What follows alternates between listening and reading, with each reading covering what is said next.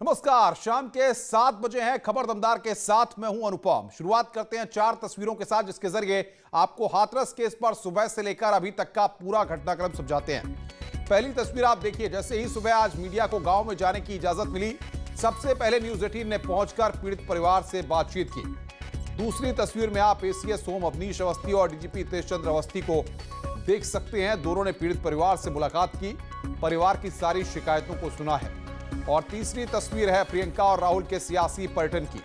राहुल और प्रियंका सरकार की इजाजत मिलने के बाद हाथरस पीड़ित परिवार से मुलाकात करने जा रहे हैं। चौथी तस्वीर में आप देख सकते हैं कि पीड़ित परिवार एसीएस सोम से मुलाकात करने के बाद अस्थियां चुनने के लिए पहुंचा।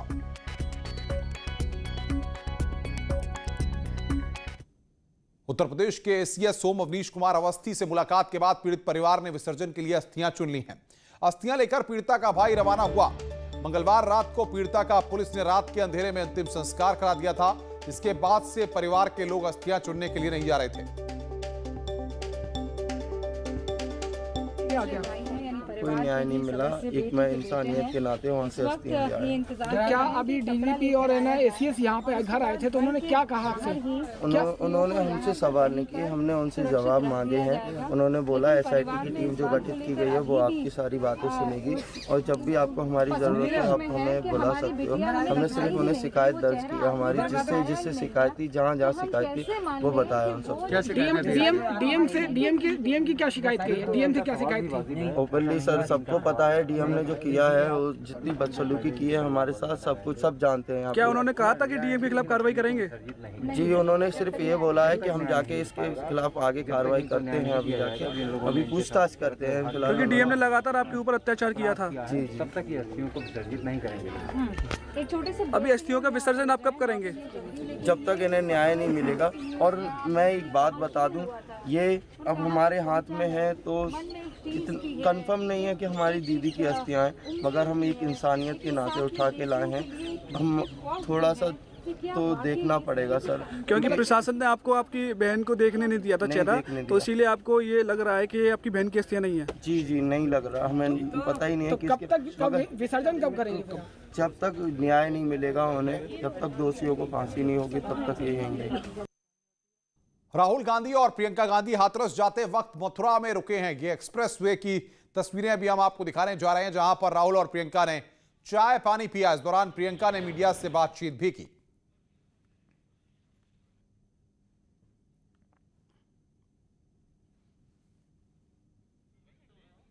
बाद उनको इतना प्रताड़ित किया है तो सबसे पहले तो मैं समझ नहीं सकती कि सरकार ऐसा क्यों कर रही है। क्योंकि सरकार का कर्तव्य ये है कि उनको पूरी तरह से सपोर्ट करे, उनकी सहायता करे। इतनी दर्दनाक चीज़ हुई है उनकी बेटी के साथ, इतना खराब हादसा हुआ है, उसके बाद भी अगर हम उन्हें सपोर्ट नहीं कर सकते, उन्हें न्याय नहीं दिला सकते, किस काम की है सरकार? इससे पहले एक तस्वीर डीएनडी पर देखने को मिली, जहां पर पुलिस ने कार्यकर्ताओं को रोकने की कोशिश की तो प्रियंका गांधी खुद कार्यकर्ताओं को बचाने के लिए वहां पर उतर गई। खुद पुलिस के सामने कार्यकर्ताओं को लाठीचार्ज से बचाती प्रियंका वहां पर नजर आई। ये तस्वीर हम आपको दिखा रहे हैं किस तरीके से प्रियंका गांधी भी वहां पर धक्का मुक्की चल रही थी।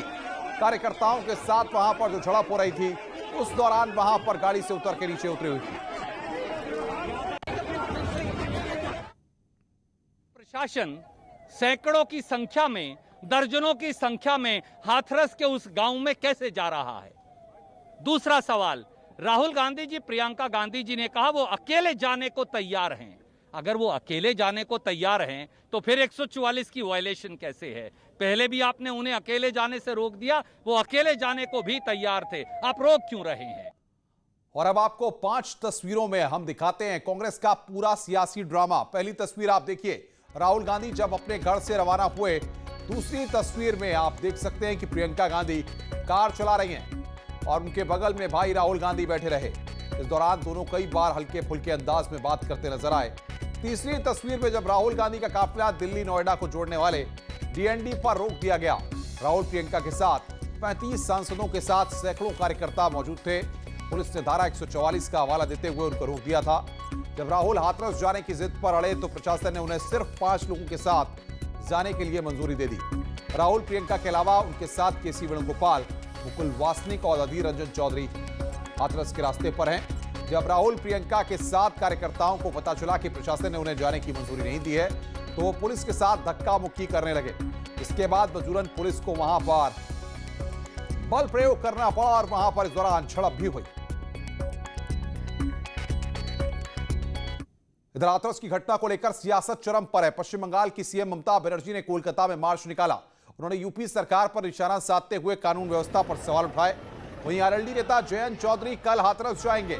खबर है कि अखिलेश यादव भी हाथरस पहले उनको जाना था, लेकिन समाजवादी पार्टी की तरफ से अभी जो जानकारी दी गई है उसके मुताबिक एक प्रतिनिधिमंडल वहां पर जाएगा। अखिलेश यादव कल हाथरस नहीं जाएंगे।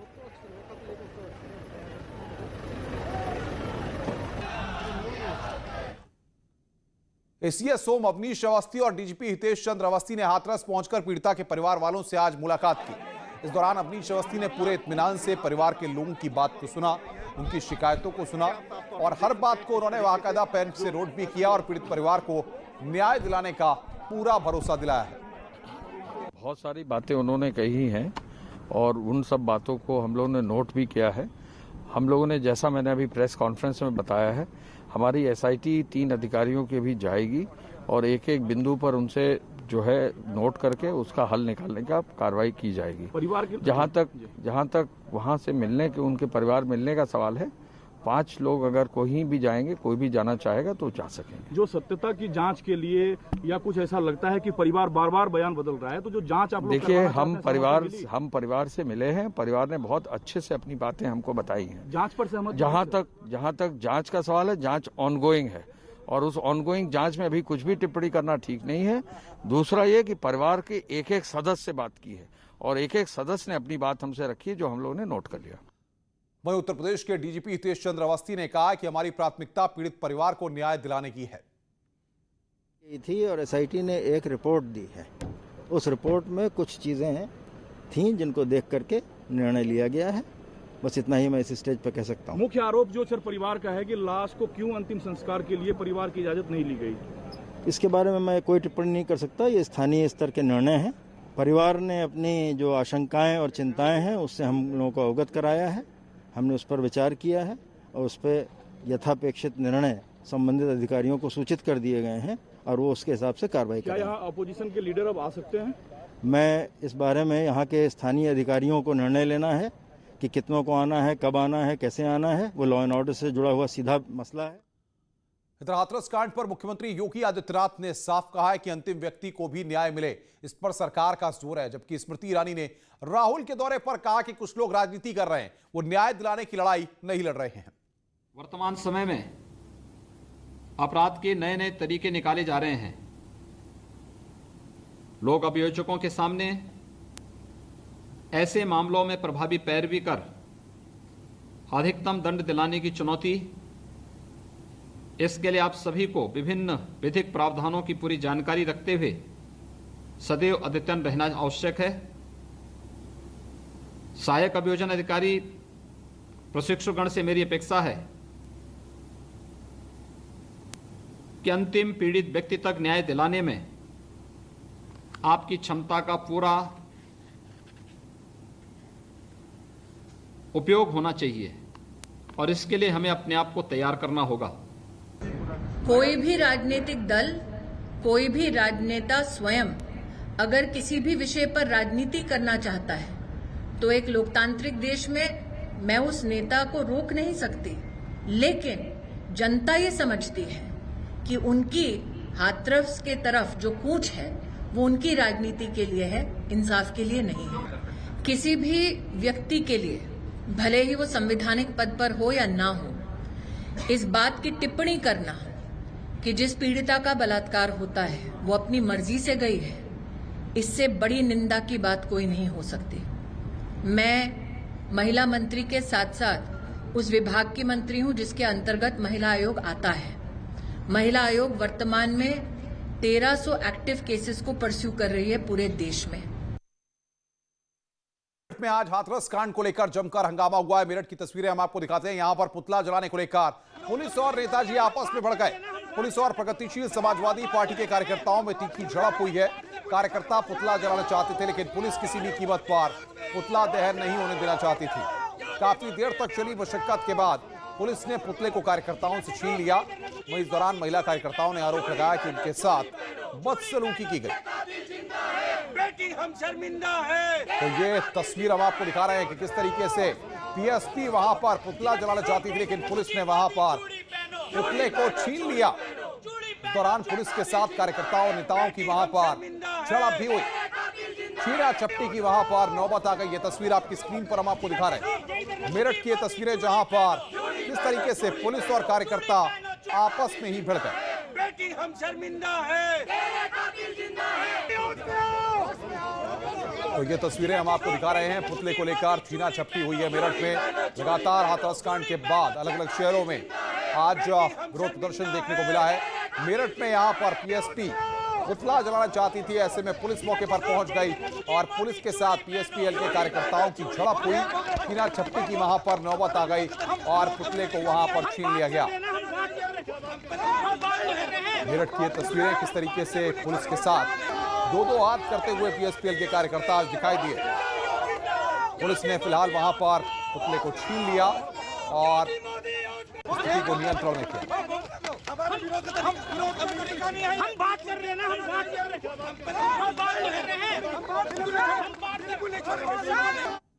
इधर उत्तर प्रदेश के कैबिनेट मंत्री रमापति शास्त्री ने हाथरस कांड पर अपना रिएक्शन दिया और विपक्ष पर निशाना साधा है। शास्त्री ने कहा कि विपक्ष नहीं चाहता कि सच सामने आए। इतना ही नहीं, विपक्ष दंगे कराना चाहता है और पूरे मामले पर विपक्ष सियासत कर रहा है। विपक्ष नहीं चाहता कि सच सामने आए। विपक्ष को दलित बेटी की इज्जत का सम्मान प्रिय नहीं है। विपक्ष जानबूझकर इस क्षेत्र में जातीय दंगा कराना चाहता है। बहन मायावती जी पूर्व मुख्यमंत्री हैं, उन्हें मामले की गंभीरता समझनी चाहिए थी। मेडिकल रिपोर्ट, पोस्टमार्टम रिपोर्ट और एसएफएल रिपोर्ट में कहीं पर गैंग रेप की पुष्टि नहीं हुई है। फिर भी वह सोशल मीडिया को बयान देकर दलित बेटियों का अपमान करने का काम कर रही हैं। माननीय मुख्यमंत्री जी पहले ही एसआईटी गठित कर चुके हैं और एसआईटी के प्रारंभिक रिपोर्ट के आधार पर कार्रवाई भी प्रारंभ हो चुकी है। सरकार की इस पहल से सत्य सामने आएगा। विपक्ष नार्को और पॉलीग्राफ टेस्ट से क्यों भाग रहा है? विपक्ष की ट्वीट्स, ऑडियो टेप और पुरानी घटनाएं दंगे की साजिश की ओर इशारा करती है। यूपी में दंगे की साजिश है, हाथरस में तो एक बहाना है। मुख्यमंत्री जी पहले ही महिलाओं के खिलाफ होने वाले अत्याचार के खिलाफ सख्त कानून का प्रावधान किया है, जिससे तय समय पर जांच और सीमित समय पर तैयार होकर के अदालत फैसला में आएगा। माननीय मुख्यमंत्री जी पहले ही पॉक्सो मामले में मृत्युदंड के लिए भी सिफारिश किया है। इसलिए दलितों के मामले में भारतीय जनता पार्टी माननीय योगी जी की सरकार हर प्रकार से सतर्क है। किसी भी प्रकार से कहीं भी कोई घटनाएं होती है उस पर गंभीरता से लिया जाता है। अब इतने नहीं किया, हाथरस के मामले में माननीय मुख्यमंत्री जी तत्काल 25 लाख की घोषणा की, उनको देने के लिए दिया, उनके परिवार को एक नौकरी देने के लिए किया, उनको मकान बनाने के लिए किया। और ये टेस्ट सामने आया, उसके बारे में भी जानकारी सबको है। तो हम आपसे आग्रह करते हैं सब मिल करके विपक्ष के इस प्रकार से जो साजिश रची जा रही दंगा कराने को, उससे बचाएं। हम लोग आए सामने। सीधे ग्राउंड जीरो पर चलेंगे। हाथरस से हमारे संवाददाता पवन गौड़ हमारे साथ जुड़ रहे हैं। पवन, जिस तरीके से राहुल और प्रियंका और तमाम कांग्रेस के नेता वहां पर पहुंचने वाले हैं, क्या जानकारी मिल पा रही है? कितनी देर में वहां पर पहुंचेंगे और साथ ही साथ प्रशासनिक अधिकारी क्या कह रहे हैं?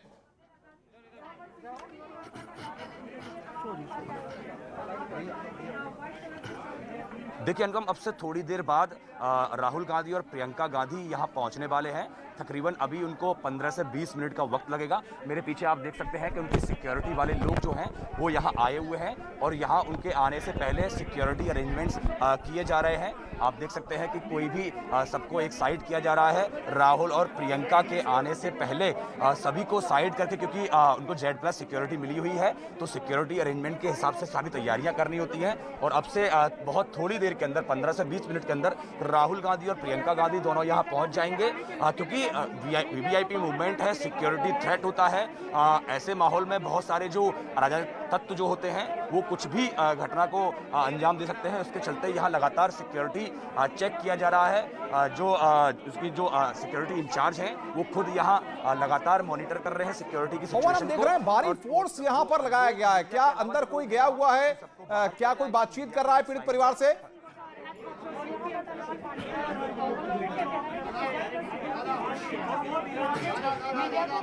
नहीं, देखिए, तमाम जो लोग हैं वो यहाँ राहुल गांधी और प्रियंका गांधी के आने का इंतजार कर रहे हैं, क्योंकि ये फोर्स यहाँ पिछले 4 दिन से लगातार यही सूरत हाल है। बिल्कुल और आप नजर बना के रखिए। जैसे ही राहुल और प्रियंका वहां पर पहुंचेंगे हम आपके पास आएंगे। राहुल, प्रियंका कुछ ही देर में आपको बता दें कि वहां पर पीड़िता के गांव पहुंचने वाले। लगातार आप बने रहिए न्यूज़ 18 के साथ। रुक रहे हैं ब्रेक के लिए, ब्रेक के बाद जल्द हाजिर होते हैं।